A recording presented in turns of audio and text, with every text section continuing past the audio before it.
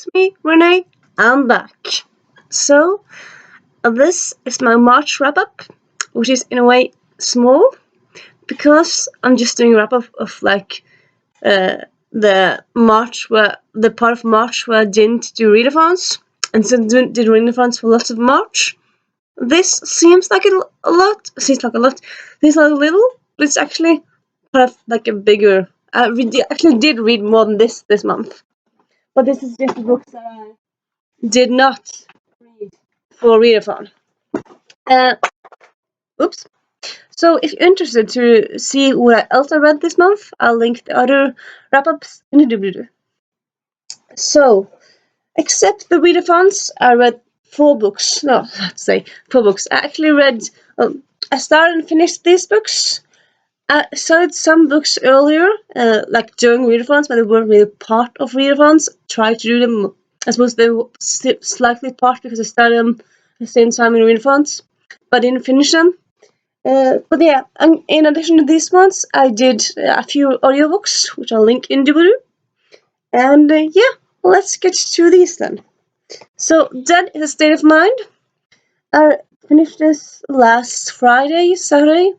Yeah, very not that long ago. Last week. I suppose all this I read last week because the March and the only part of March really I wasn't part of readathon was last week. So yeah, I read That Is a State of Mind by Marlene Perez. It's the second book in the series. I read the first book a few years ago, Dead is the New Black, which I suppose in a way can be described as Veronica Mars with what's the name again? With Paranormal Society, because it's a detective, it's a mystery, but it's also in like a world where you have werewolves and stuff.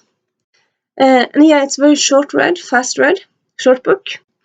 Honestly, though, I remember the first book being more interesting than this book. But still, I bought like a lot of the series last year to like finish up because they're so short, so like easy way to finish my goal. So probably will finish the series. But all in all, I actually remember the first one being more interesting than the second one. I suppose the second one can just be second book slump, second book syndrome, and then third book can be perfect. I don't know. But yeah, it wasn't awful, but it was kind of boring. Wasn't all that really. So yeah, that's that. And then we have Split Second by Casey West, the second book in the Pivot Point duology, which I would say more or less could just. It can be read as like companion books. You don't need to read them both. Like of course, this one takes place after the first one. So chronologically, you would get spoiled from the first one by reading just this one. But like a lot of the stuff you don't need to read the first one to get. But honestly, I felt like this one, I just, I didn't enjoy it, didn't like it, ended up skimming a lot of it. Like, Pivot Point was very good, I love the concept and the idea and all of it, but this, it just never really captured my interest. It was just, meh. Yeah. Sadly, I just kind of feel like this book is like, why do you exist? I don't really feel like it justifies its existence really. I didn't like it that much. I think maybe I gave it 3 stars because it wasn't awful and it had some good parts of it, like, but I would say like it was towards like it was 3 soft stars, not 3 strong stars. Like it was not very good. No, like I'm actually unholding in this, so yeah, did not leave a big impression for me really. I read also A Field Guide to a North American Teenager by Ben Philippa. So I heard about this last year when I saw it was on the list because it came out last year, so it was on the list of contemporary books of 2019. And I saw it and thought, you look cool. I might check you out. And then I really didn't really think that much more about it. And then I saw a video on Epic Read's YouTube channel where Ben Philippa said said he would like to see a Gilmore Girls revival, like season 8 in a way. No, sorry, a season 9 in a way, because of the cliffhanger. And I thought, you love Gilmore Girls? Well, I'm definitely reading your book. So I put this book on my Christmas wish list. I got it for Christmas. And then when I opened it, I just started reading more about it. I read like the cover says, by far the funniest, wittiest, smartest character I've ever read. And then there's and then she says more like here, with a perfect balance of snark, keen observation, and wry humor, blah blah blah blah. So you have like there's lots of praise for it. So like thinking, oh, okay, this has to be good now. I think maybe I saw like some praise and goodies as well. Some expectations before reading this were high, so high it was like to the sky really.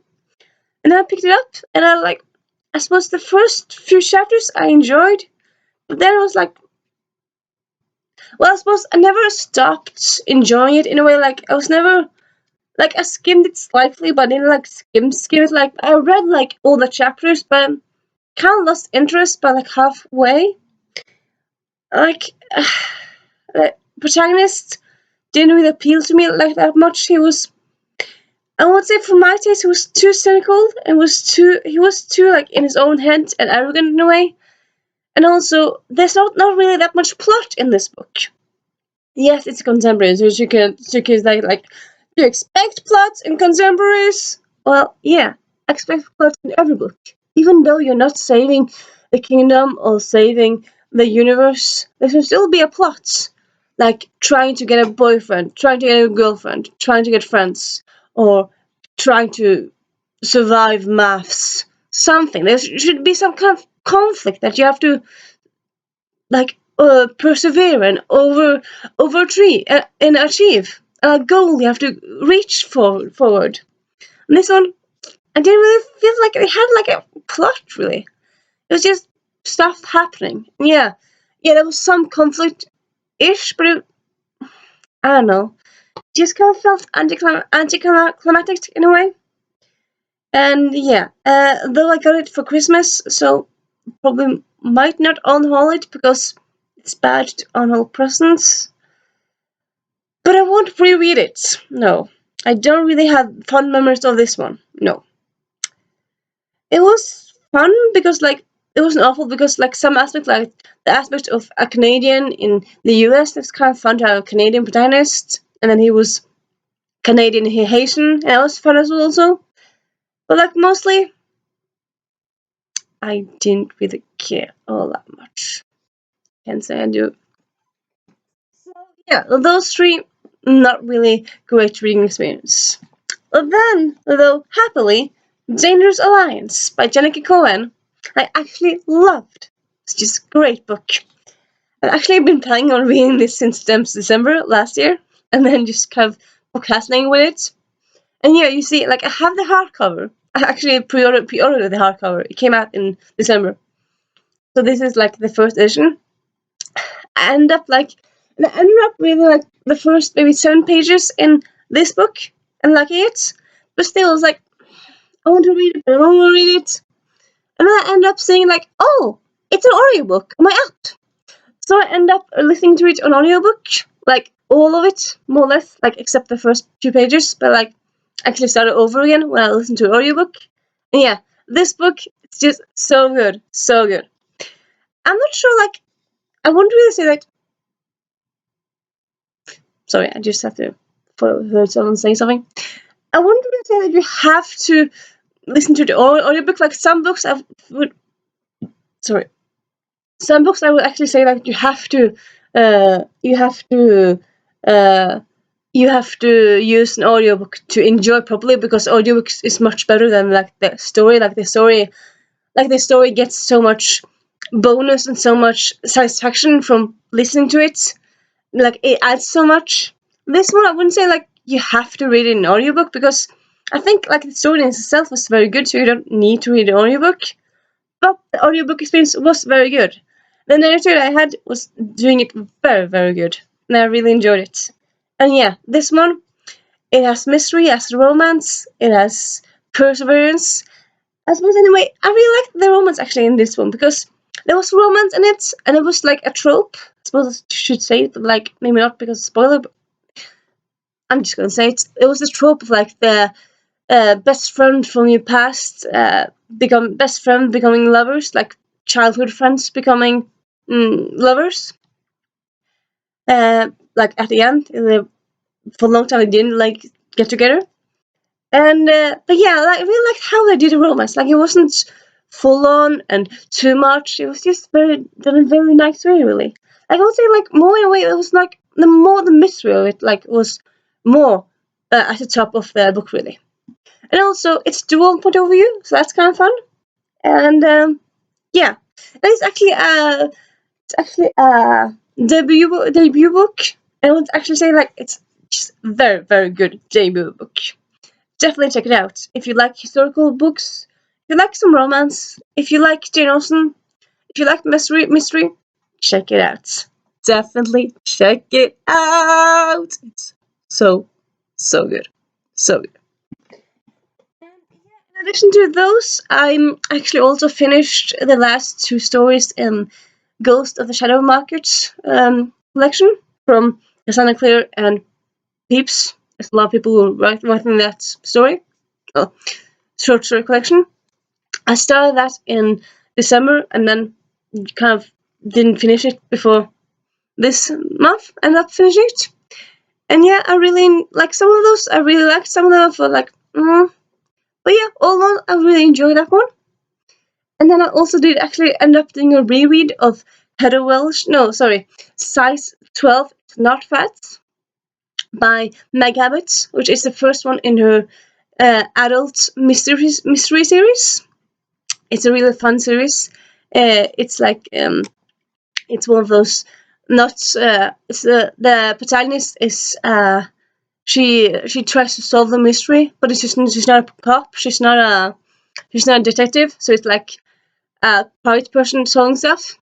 So that's kind of fun, really. Like people say, like you shouldn't solve stuff. This is none of your business. No, this is my business. And yeah, and I really liked it. And it's in that one, and it was like it's not very unpredictable, but it's still like a very nice, enjoyable read. And yeah, that's really good. I started in the Nothing Ace of Shadows by Amanda Foody. Someone I can't fully remember who, but someone on BookTube praised that book to the sky, and I thought, let me check that one out. I started it probably on an audiobook. I started maybe listen to like 3 hours, maybe 4 hours. I didn't care. I didn't think it was all that. I didn't care. So I DNF'd it. And yeah, that's the books that I finished in March. Some of them I started, and some of them I simply started and finished, and some of them simply finished. And yeah, so that's that really. All in all, I would say March was not really that bad of a month, really. Like between like in the middle there, I got a bit slumpy. I suppose because I did all the readathons, and I suppose maybe I took on too many readathons at the same time. But still, I would say all in all, March was a good reading month. I really enjoyed it. Oh yeah, also yeah, I was about to say bye, but then yeah, forgot something. Remembered something. So I noticed that some people when they do wrap ups, they talk about how they're doing with their yearly reading goals, and I thought might as well do that. So one of my reading goals for this year is to read one LGBTQ plus book every month, as well as reading some books like the books from my TBR that I haven't gotten to yet. And yeah, all these books are from my TBR. Like I should get to them. So yeah, they're not new books. They're unread books I have myself. So yeah, and all in all, I will say like March was a good month really. I didn't like read any new books. I just read books that I have from my TBR. I read some library books, but like that works as well. And yeah, for my moments, for my LGBTQ plus book, I read Her Royal Highness by Rachel Hawkins, which is a romance between two girls. One of them is bi, one of them is gay. And yeah, this was a very nice, lovely book. You'll see more of it in the other video in the doobly-doo for Fun Tale. Yeah, for that one. Other than that, I'm thinking there might be some LGBTQ plus elements to other books I read this month, but I don't think any of the other books I read had a huge focus on it. Not that I can remember. Yeah. Other than that, yeah, I think that's more or less it. I also have like a goal to read Sherlock Holmes during this year. I still haven't done that, but I do want to get to that. So yeah, I'll probably do in the future. So I didn't do anything with that this month. I also wanted to read more like journal of like some authors I haven't gotten to yet. I have a list of authors I want to get to this year. I'll link that in doobly as well, if you're interested. Have I done anything with that yet? No, I haven't. But the year is early, really. The year is, it's early in the year, really. So I'm not complaining, really. Can't really complain. And my reading goal, all in all, so far, I actually read 62 books, 62 books this year. And so far, actually, my reading goal this year is 120 books. But I'll probably get to that very soon. And I suppose by May, something I'm thinking. So I'm probably thinking I'll probably switch it up to 220 because 2020, cheesy, I know. But yeah, so yeah, that's that really. I hope you enjoyed this video. And this is me saying Renee out.